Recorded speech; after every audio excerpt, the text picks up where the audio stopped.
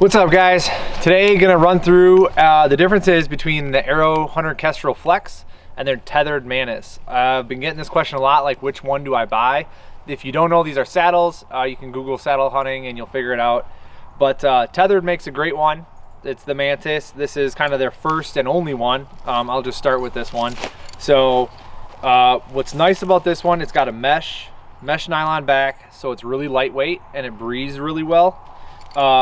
You got regular hip straps. The bridge here, let me just get this out. The bridge here, it does not adjust. So the bridge is a set length. That's important to note because the Flex is not. And then as far as your clips go, these, when you put the saddle on, it's just these real small clips and they actually just hook into loops. So that's something to note as well. The Tethrd is essentially an extremely lightweight saddle. Like, that's what it was built for. And it is smaller, it folds up, more compact. It's a little bit nicer in that sense. But at the same time, the thing that I don't like about it is really, it gives you a little bit of hip pinch. So it's pulling on your hips a lot. And that's me personally. The other piece is that the bridge does not have an adjustable length. So it is what it is. So if you want to get closer to the tree or further away, you have to do that through your tether. And sometimes the situation just doesn't call for that, and you'd rather be able to adjust your bridge rather than your tether.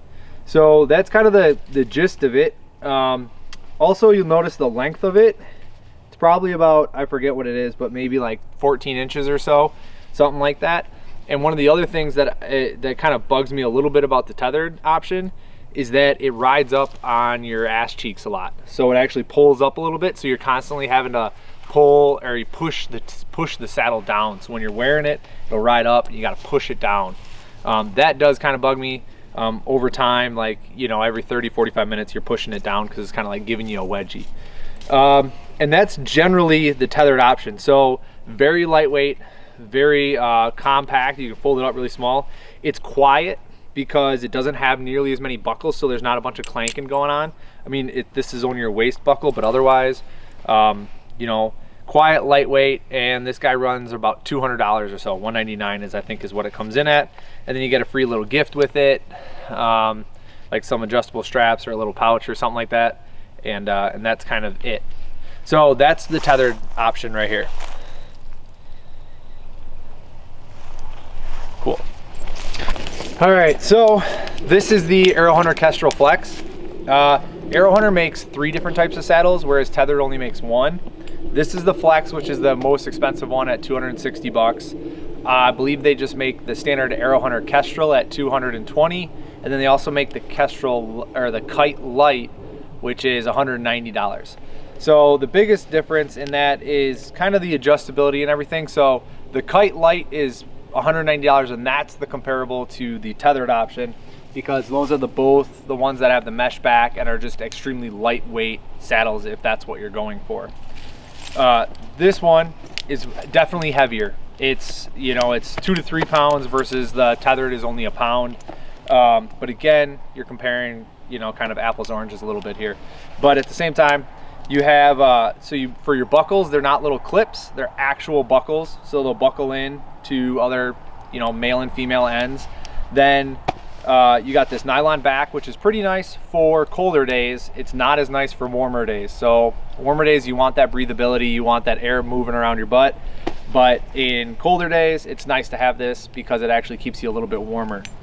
As far as the whole system goes here, it has a little bit more like curvature. You can see it's got the different webs for different lengths. So it actually curves around your butt a little bit more, which keeps it from riding up. You know, I'm no engineer, but that's what it is for me. Like when I wear the tethered option, it rides up my butt.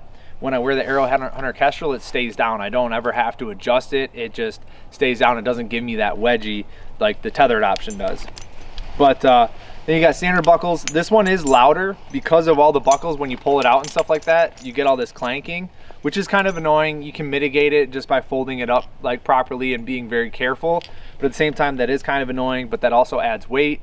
And it makes it, I think, a little bit more safe than just little clips when they actually have the buckles in there.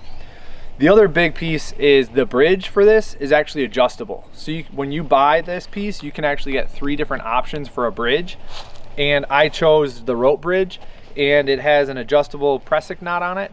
So I can make this as short or as long as I want, which is really nice because sometimes when you have your tethered up on a tree, you don't, or it's very difficult to adjust the length of your tether if it's just a pressing knot or something.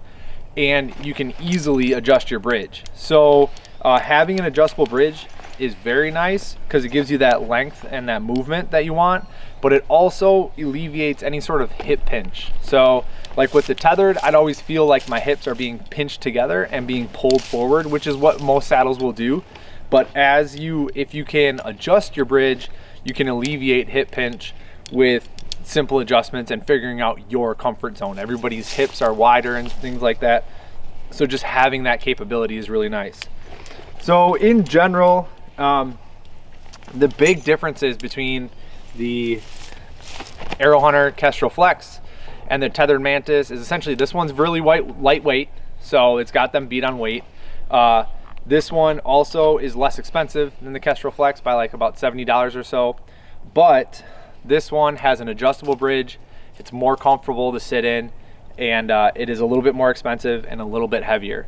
So those are the main differences between the two. And if you're looking at either of them, you know, they both do have return policies, but I know a lot of them, both of them have like 6 to 8 week shipping time, so you don't want to get it, not like it. My personal opinion, I like the Kestrel Flex a lot more just because it's more comfortable. I'm willing to pack in the extra couple pounds versus this guy here.